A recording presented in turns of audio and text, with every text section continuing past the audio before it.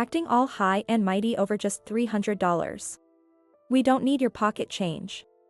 Laughing to themselves, my son and his wife looked down on me and hurled cruel words.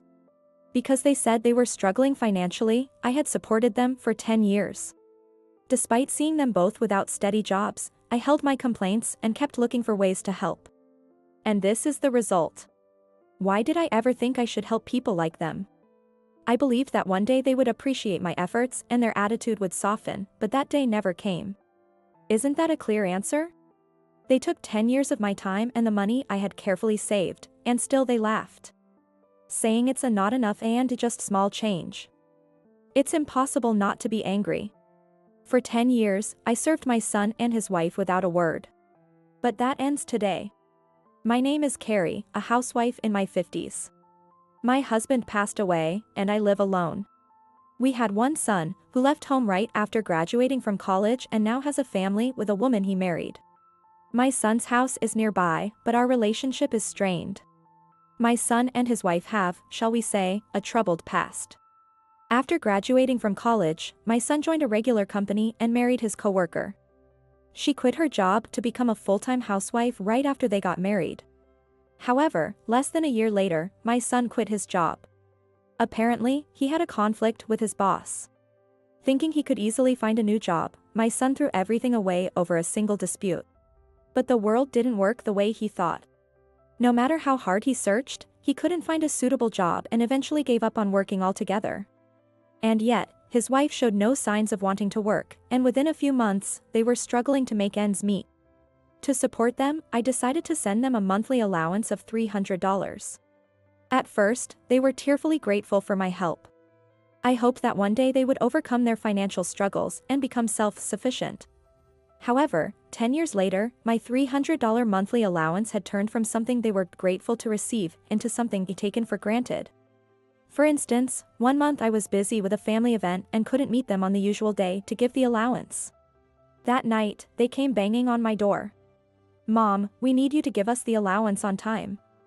Are you forgetting things because you're getting old?"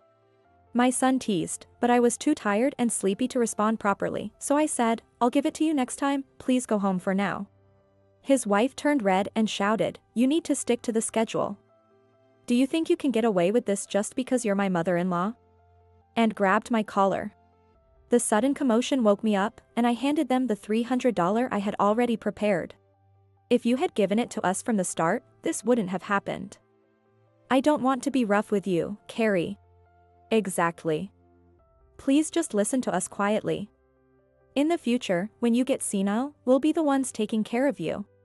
It's in your best interest to be nice to us now." I was furious at their brazen attitude, but I held back. Fearing that confronting them might crush their pride and prevent them from ever standing on their own again. So, I bit my tongue and said, "I'm sorry," smiling meekly. In hindsight, I realized my behavior was wrong from that point. But my desire for them to get back on their feet was too strong to change my approach. There were other unpleasant memories with them. One day, I received a call from a kind neighbor. "Carrie, do you have a moment? It's about your son and his wife." "What?" "I'm sorry, I'll be right there." She explained that her house had signs of a break-in. The security camera footage showed the culprits were my son and his wife. Although the house was ransacked, nothing was stolen, and understanding my situation, she chose not to call the police and contacted me instead. I left work early, contacted my son and his wife, and we went to apologize together. "We are truly sorry." There I was, apologizing sincerely, while my son and his wife showed no remorse. The neighbor frowned at the sight, but since nothing was stolen, the matter was settled as long as I paid for the broken glass. However, on the way back, my son and his wife said something outrageous. "Why are old people so narrow-minded? We just wanted to borrow a few things." I couldn't help but say, "What?" but my son and his wife ignored me. "That's right. We didn't steal anything, even though we broke the glass and ransacked the place."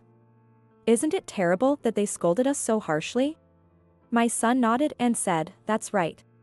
I couldn't believe what I was hearing and just stood there silently. I should have stood up to them and expressed my feelings back then. My inability to do so was a sign of my weakness. Their outrageous behavior continued, but fortunately, the incident with the neighbor was the only major trouble they caused for anyone else. So I remained calm and continued to give them the monthly allowance, hoping they would eventually become self-sufficient. When they asked for things, I bought what I could afford. My son wanted toys for socializing, and his wife wanted branded items to keep up appearances. Their demands escalated, and they began relying on me for everything. It went beyond money. They even called me over on weekends to do housework, leaving me no time to rest. Money is necessary for living. Since they had no means or willingness to earn it themselves, I had no choice but to support them. No matter how tired I was, I worked hard at my job and did their housework. As a result, my body was falling apart. I had dark circles under my eyes, my skin was rough, and dizziness became a daily occurrence. My son and his wife laughed, saying I looked like a monster. She even pointed at me, saying, "You've given up on being a woman." I didn't even have the energy to protest. I knew I was at my limit. But I felt that if I didn't keep going, we would all fall apart. I wished I could rely on someone else and stop trying so hard. One day, while doing housework at their house, a minor matter led to a fight. Exhausted, I had no patience for their behavior. His wife said, acting all high and mighty over just $300. My son, following her lead, said, "I don't need your pocket change," and shoved the $300 allowance back at me. "If you want to give us money, bring a decent amount." They laughed, looking down on me. Those words pushed me over the edge. "Fine, I'll stop then," I said without thinking about the future or them. My son and his wife looked puzzled but started laughing as I gathered my things to leave. "Mom, stop joking. If we cut ties with you, you'll be all alone. You can't survive without us." "Yeah, Carrie, you almost had me there with that joke. But seriously, that's not funny." They taunted me, convinced I wouldn't stop the allowance. "Go ahead if you can. But if you do, we'll cut ties with you. If you can live alone, do it." "Yeah, as if you could. You'll take back your words soon." Seeing how they treated me, not knowing how desperate I was, I finally woke up. Why should I keep supporting them, buying them things, and doing their housework? It only caused me loss. They took advantage of my feelings, treated me like a servant, and even as I've reached my limit, they acted like this. Though they were family on paper, I couldn't consider them my family anymore. Sorry, but I'm serious. You'll regret those words. Even then, they laughed, thinking I was joking. If you think you can do it, go ahead. But you'll regret it soon enough, I can already see the future. My son's words lit a fire in me. I was determined to make them suffer. I would show them just how valuable I was and how unacceptable their behavior was. As I packed my things to leave, all I could think about was how to make them pay. First, I cut off all support to my son and his wife, as I had promised. No more allowances, no financial aid, no help with housework, nothing. For someone who had lived solely for their benefit, this was the first time I didn't consider them at all. I could rest without worrying about them. I could spend my money on myself and only do the housework that satisfied me. I felt true happiness from such simple things. My son and his wife had insisted that I couldn't cut ties and live alone, but the reality was the opposite. This life, free from their control, was what I had longed for over the past 10 years. Then I decided to take another step to corner them. The apartment they lived in was rented under my name after they lost their house due to financial difficulties. Naturally, I was the one paying the rent. Having decided to cut off all support, continuing to pay their rent would be inconsistent. So, I contacted the apartment manager to terminate the lease. The manager, familiar with our situation, was flexible and accommodating. In a month, my son and his wife would be forced to leave, or the police would be involved. That night, I sent them a message: "If you don't leave the apartment within a month, it will become a police matter." They read it immediately, and within 5 minutes, my phone rang. "Mom, what the hell is going on? You want us out of the apartment? Where are we supposed to live?" My son yelled as soon as I answered, with his wife hysterical in the background. "What do you mean? Have you forgotten that I was the one paying the rent? Since I'm cutting off all support, it makes sense to terminate the lease.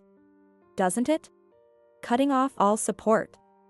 We never agreed to that. We thought you'd stop the allowance, but continue everything else.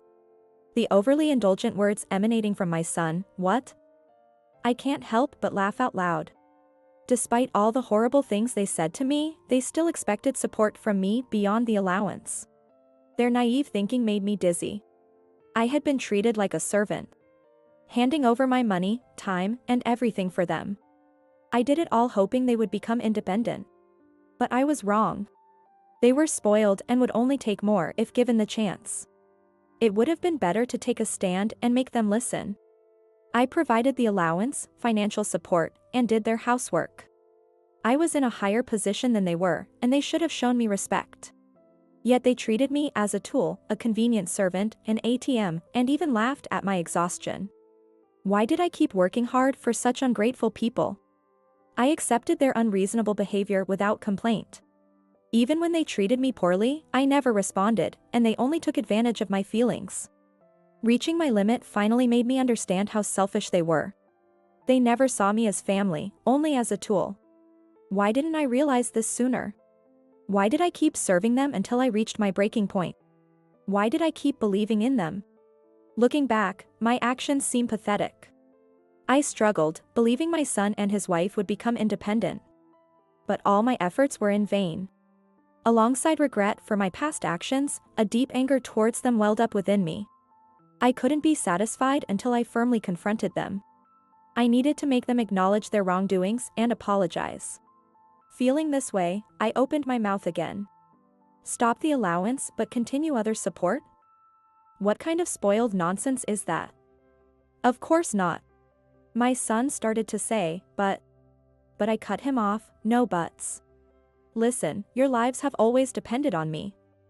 If I ever felt like not helping you, it would be over for you. You're lucky I was naive enough to hope you might become independent someday.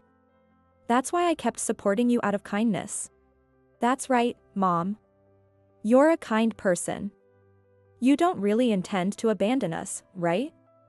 We just said those things in the heat of the moment. Let's go back to being a family.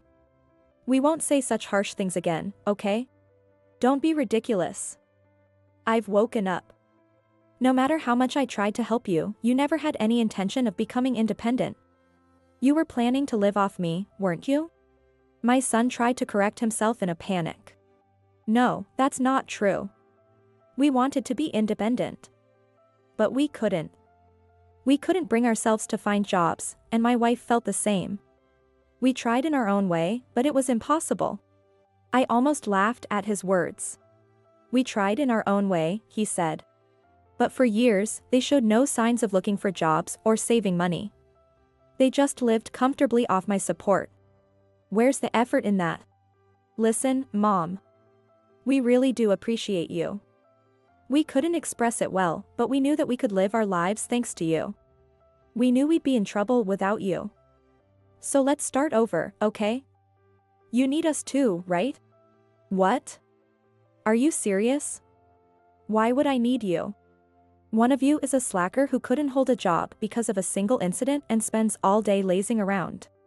The other is a so-called housewife who doesn't support her husband and acts selfishly. Why would I need you? You have no idea how much pain I've been through because of you too. Earning money for you every day, even on days off. Doing your chores, do you think I enjoyed that? I've had enough. I'm no longer foolish enough to want to be family with you. Don't say such terrible things, Mom. We need you. Without someone like you to support us, we'll. Even after all this, my son still tried to push his opinion. As I wondered what to do, I heard his wife shout, "Give me the phone," followed by an argument. Then she came on the line. Carrie. I was sick of your son's selfish behavior too. A real man works to support his family, but your son just wasted his time. I've regretted marrying him every day. I'm a victim just like you. Please help me. I can't manage without you. She was throwing my son under the bus, trying to save herself. Stunned by her attitude, I stayed silent. I'll do anything you want. Be your servant, whatever you need. Just don't abandon me. As those final words were spoken, I could hear my son and his wife arguing again and fighting over the phone. The noise was so loud that I frowned, and then the line abruptly went dead as if it had knocked into something. I didn't hear from them again, and days passed. It seemed that incident severely damaged their marriage, and they ended up divorcing. They fought over everything, including alimony, making the divorce messy. Afterward, they both tried to contact me, but by then I had blocked their numbers, so their messages never reached me. My son took a job at a factory, working day and night to make ends meet. His ex-wife returned to her parents in tears and confessed everything, receiving a harsh reprimand. She came to apologize with her parents but was crying so much I couldn't understand her. Since then, I've been living for myself. For 10 long years, I never had the chance to value my own time, so living for myself felt incredibly refreshing and liberating. I lost my son and his wife, becoming truly alone, but it wasn't so bad. I don't know what the future holds. There might come a time when I can't just live alone anymore. But until then, I'll enjoy living just for myself.